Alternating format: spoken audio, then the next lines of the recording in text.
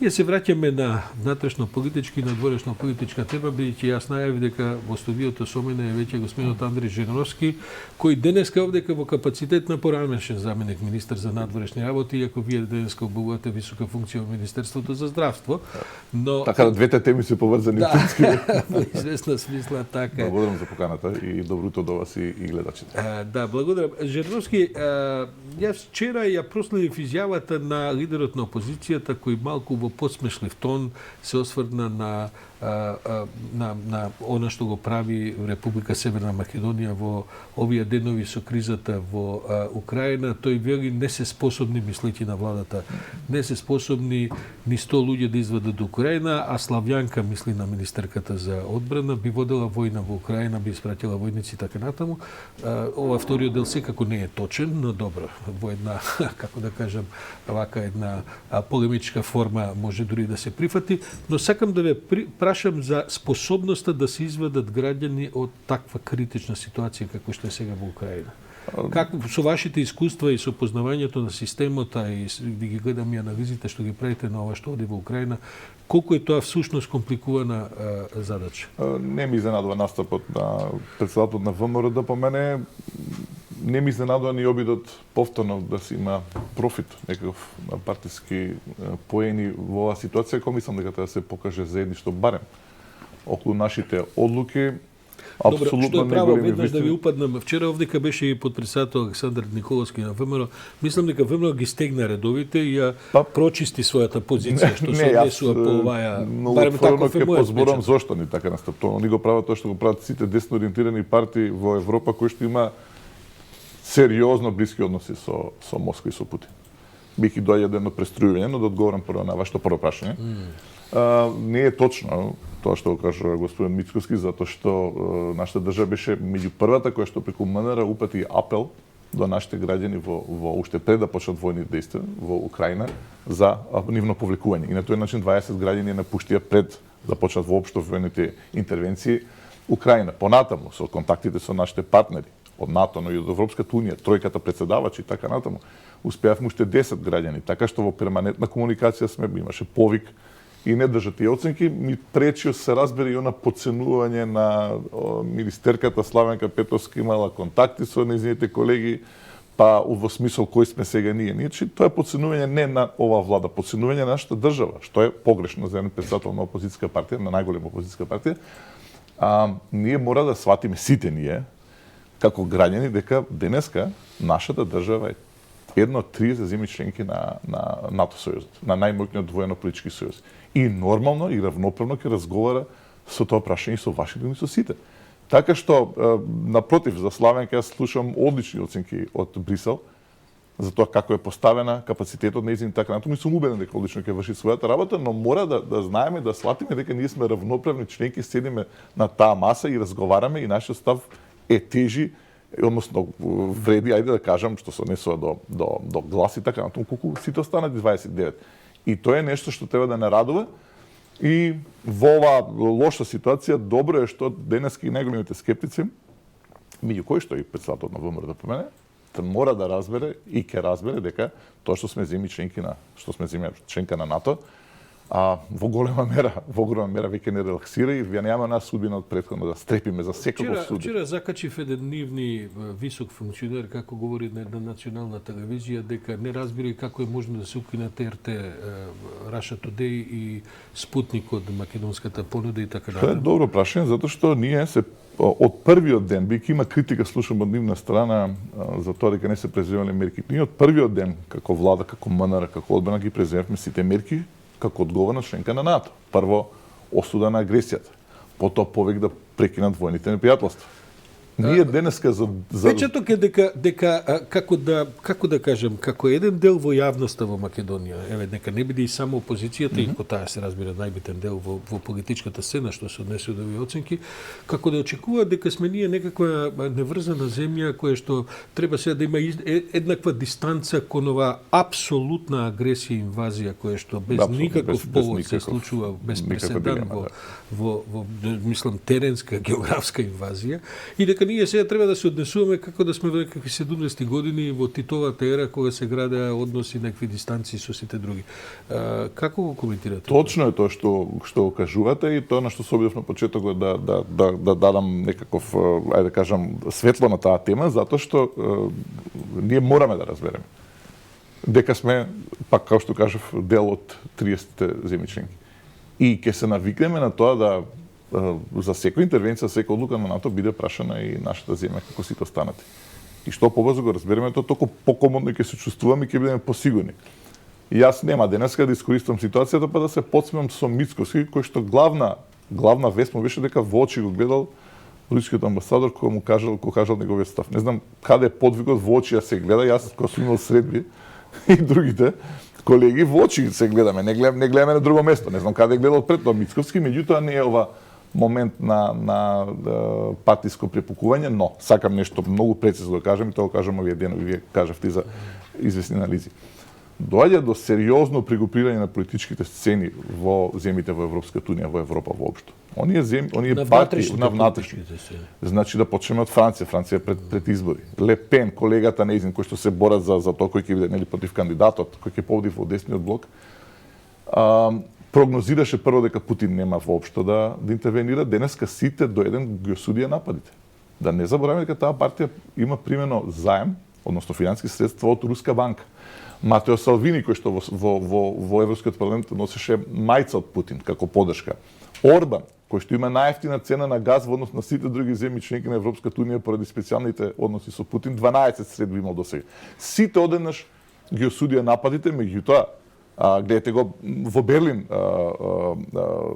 собирот на граѓани и таа демонстрација на осуда на војната агресија. Што сам да кажам? Ќе ја платат цената за сето тоа што го подржува или ја велича политиката на Путин. Тоа се случува и кај нас. Партијата опозицијска главна, која што не е тајна, според многу извештаи финанси имаше добивано од Москва, поддршка медиумска, учествување во дестабилизирање, учествување на протестите. Реферирате на една анализа која што се објави пред кога беше пред? Таа е 2019 година, која што многу малку е објавена кај нас, многу малку е третирана. Тоа е извештајот на Варшавскиот институт, каде што децидно се бележи улогата на ВМРО ДПМН во целиот процес на влијание на Москва. Започнува извештајот дело за Македонија, бидејќи за сите земји од Западен Балкан, насловот е хибридната војна против земјите од Западен Балкан, започнува со промосковската влада на Груевски. Потоа го кажува целиот сплет на околности, неслучајното вето на Иванов и така натаму. Чекайте, пред да навлезете, бидејќи не е идејата да не претерувате со московското влијание во Македонија. Не, воопшто не. Тоа сепак предимenzионирано. Не е предимenzионирано, да се подсетиме дека и Скопје Атина протера руски дипломати. Да подсетиме дека и премиерот Заев, тогашниот премиер, кажуваше за директна инволвираност на руски бизнисмен со име и презиме кои што ги финансираше тие протести, прво во Скопје, потоа во Атина. Така да Москва и понатаму секое проширување на било која земја членка на земја од Западниот Балкан кон ЕУ и НАТО ќе смета за директна закана, они понатаму ќе им одговара да обиден простор на пукнатина каде што ќе влезе со своите влијанија. Со колегите и утринава разговараме и сите проценки се такви дека ова за жал туку што е почната во Украина. И дека ќе биде вистинско чудо ако тоа на некој начин се смири со преговори, зашто сега гледаме овие работи имаат и сила на инерција кога ќе настапите со толку илјадна војска, потоа таа не може ни да застане и треба и простор и време и некакви успеси и така натаму. Тоа не враќа на темата за што ќе прави сега, бидејќи Русија навистина не очекуваше ваква една мобилизација и соединување на практично сите ставови на Западот против ова што го прават во Украина. Таа ќе возврати со хибридни напади. Колку сме ние отворени на тој вид на закани и колку сме подготвени да ги пресретнеме? Па кога ќе го прочитаме тој извештај ќе видиме дека тогашната се уште актуелна влада во нашата држава е конкретен напад на хибридна војна. Со тогашната влада во Црна Гора, 2019 целиот период. Операцијата во Македонија започната 2006 година по блокадата на Грција на нашата држава. Тогаш влегуваат руските агенти, дел од цивилното разузнавање, кое што е СВР, дел од военото, ГРУ и така натаму, со новинари од ТАС, во соработка со наши новинари. Вие многу повеќе од мене знаете кои се... Мене ми чукали на врата тие истите. Веро. Но вие знаете кои се тие новинари куќи кај нас кои што и ден денес го стваруваат тоа влијание. Така да, што сам да кажам, не да биде тоа лов на вештерки, но мора и граѓаните да знаат кој во оваа држава за што се залагаше, бидејќи денеска сме во безбедносниот чадор и така натаму. Но пак да се вратиме на темата, извонредна мобилизираност на Европската унија, јас сега ќе упатам критики кон Брисел. Ако Брисел не го почувствува овој момент, тогаш ние навистина гледаме различни работи, но храбри говорот о ставот на Вархеј, кој што не секогаш беше прецизен, особено или докрај настојчив како претходните Напротив, колеги. Вархеј е еден од оние што се обвинуваат дека овој релативен неуспех во кој што заглавивме со Бугарија, дека и тој има Добре, свој еуфемистички се обидов некако да го кажам тоа што вие разбирам, ама јас ја турнам да, оценката. но тој беше многу прецизен во последната изјава и кажа дека, го цитирам, безбедност и сигурноста на Западниот Балкан е битна, важна како никогаш досега, дека мора Брисел веднаш да реагира. Затоа се зборуваме, нели, се враќаме на тема мобилизирање на сите и така натаму, дури на представници на десноориентирани партии, без разлика што се работи за Европска комисија, и 30 милиарди помош за инфраструктурата на Западен Балкан. Се надевам искрено дека Брисел ќе почувствува овој момент, ќе придонесе за да деблокирање на процесите и кај нас и во регионот. И се разбира, мораме внимателно да гледаме што се случува со нашиот северен сосед, бидејќи се враќаме на таа неврзана политика што ја кажавте, тоа денеска не проаѓа веќе. Или е денеска моментот. Сепак го гледам Вучич, како и сите други и така натаму, прилично внимателно се однесува околу кризата во Украина. Морам да кажам дека со избрани зборови се обидува да не се стави на ничија страна, иако предпоставките беа дека неговата страна е веќе одбрана и така натаму. И тоа е во предизборна кампања.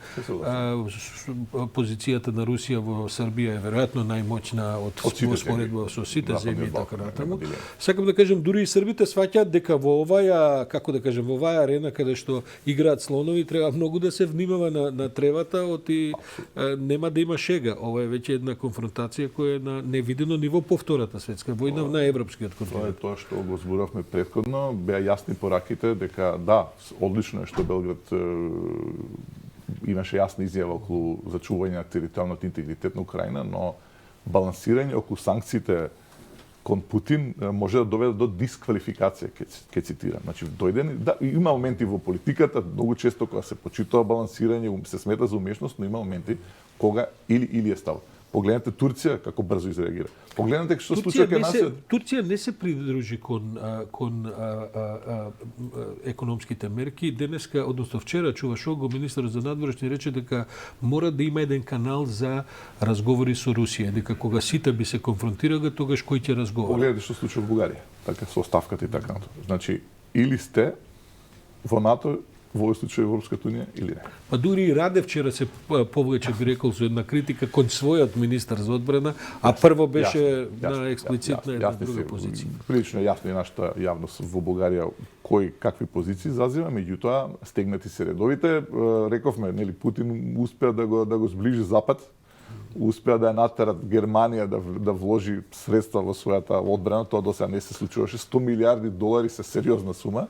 Така не само тоа, туку за мене е уште по, како кажем, фрапантно ставот на Шолц е сепак социјалдемократ, ги има сите историски лекции, веројатно на најгорок начин научено и така натаму. И Германија е веројатно земја која што ги има научено своите лекции. Они тоа сега што кажуваат поради искуството. Барем за 2022 година, околу тоа беше одговорот зошто они не влегуваат во. И сега да ги натераш да ја тоа е еден голем Рубикон е инаку мала рекичка, ама го е еден голем Рубикон во политичка смисла. Уште ова Брисел прв пат праќа војна помош во земја која што не е членка на блокот. И тоа е историски исчекор. Меѓутоа, праќа војници пред една недела во Босна, Австрија 120, Европска унија 500, што не враќа на темата каде се очекува да се прелее кризата.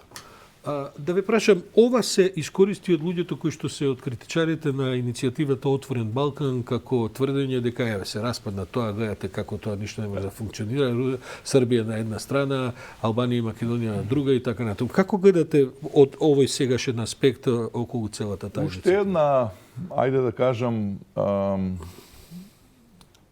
услуга што Путин ја направи, тоа што сам ги сузби своите дезинформации преку своите, зашто велам своите, преку своите центри. Нападот беше што се однесува до Европската унија и НАТО ќе се распадне. И реално ги спомнавме политичките лидери во тие земји или лидерите на опозиција кои што има сосема различни станови, кои што ја глорифицира улогата на Путин, начинот на кој што води државата, начинот на кој што е поставен, како тој е патриот и така натаму. Денес имаме една сериозно заедништво внатре и погледнете ги односите Европска унија Вашингтон, така што допрва ќе видиме како, ако зборавме за пандемија, допрва ќе видиме кои се ефектите, нуспојавите, допрва ќе видиме какви сериозни поместување направи оваа агресија на Путин врз Украина во однос на внатрешно-политичките случувања во Европската унија и во земјите членки на Европската унија. За крај сакам да ве прашам за една, би рекол, деликатна сфера, се однесува на македонската јавност, бидејќи македонската јавност за сега и секогаш била поделена, а ги критикува политичарите што не може да заземат заеднички ставови. Но ова е демократија, така и треба да биде. Сепак, како проценувате дека ќе се движи расположението меѓу македонската јавност, бидејќи ова што ќе се случува во Украина ќе станува се пострашно, се плашам. Некој не го посакува, но јас спомнав во утринава, јас бев на неколку дена пред избивањето на војната во Босна 92 и таму сите веруваат дека војна нема да има.